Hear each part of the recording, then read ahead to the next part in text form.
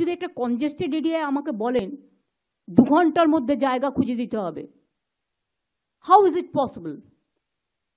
যে জায়গাটা আরজিকর হসপিটাল, সেই জায়গাটা ভীষণ কনজেস্টেড, আর যদি সেই জায়গাটা না করতে পারেন তাহলে আপনাদের পুলিশের যে ব্যারাক আছে বিভিন্ন জায়গায় যেখানে অ্যাভেলেবেল, দরকার হলে আপনি বাস অ্যারেঞ্জমেন্ট করে দিন, বাস তাদের তুলে নিয়ে আসবে, বাস তাদের পৌঁছে দেবে। তারা আর কি চায়? জামা কাপড় চাইলে দিয়ে দিন, খাবার দাবার চাইলে দিয়ে দিন, আর কি কি দেওয়ার আছে?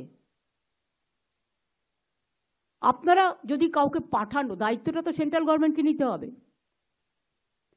সবটাই স্টেট গভর্নমেন্টের উপর আপনারা চাপিয়ে দেবেন আর মিথ্যে কথা বলবেন আমরা দিইনি, এটা ঠিক নয়, আমরা 3টে জায়গা দিয়েছি।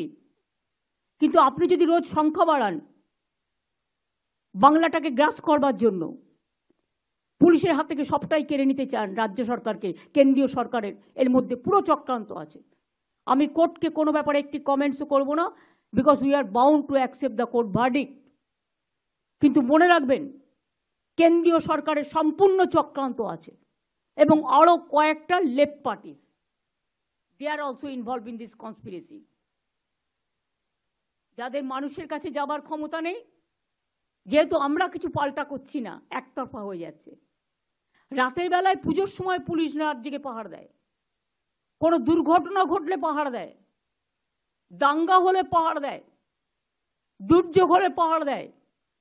কিন্তু প্রতিদিন রাতে আপনারা যদি রাস্তায় থেকে, অনেক মানুষ তো ডিস্টার্ব হয়, অনেক এলাকায় অনেক বয়স্ক মানুষ আছে, মাইক লাগালে তাদের ঘুমের অসুবিধেও হয়, যার জন্য নিয়মও আছে পলিউশন কন্ট্রোল বোর্ডে, 10টার পর মাইক বাজানো যাবে না, বা এত স্পিডে মাইক বাজাবেন তার বেশি বাজানো যাবে না।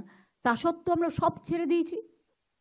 1 মাস তো হয়ে গেল, আজকে 9 তারিখ, 1 মাস 1 দিন, 31শে মাস গেছে। আমি অনুরোধ করব পুজোতে ফিরে আসুন, উৎসবে ফিরে আসুন, আর সিবিআইকে বলবো তাড়াতাড়ি বিচারের ব্যবস্থা করুন। এটা তো এখন আপনাদের হাতে, আমাদের হাতে নেই। এখন সাজা পুরো সিবিআইয়ের হাতে। আসল কেসটা করুন। আসল কেসটা হচ্ছে যে ভিকটিমস তার পরিবারকে বিচার দিন, যে নির্যাতিতা তার পরিবারকে বিচার দিন, এবং এই বিচার তো সিবিআই কোর্টে হবে, আমাদের কোর্টে তো নয়। সুতরাং আপনারা ফাস্ট ট্র্যাক কোর্টে বিচার করে তাড়াতাড়ি ব্যবস্থা নিন।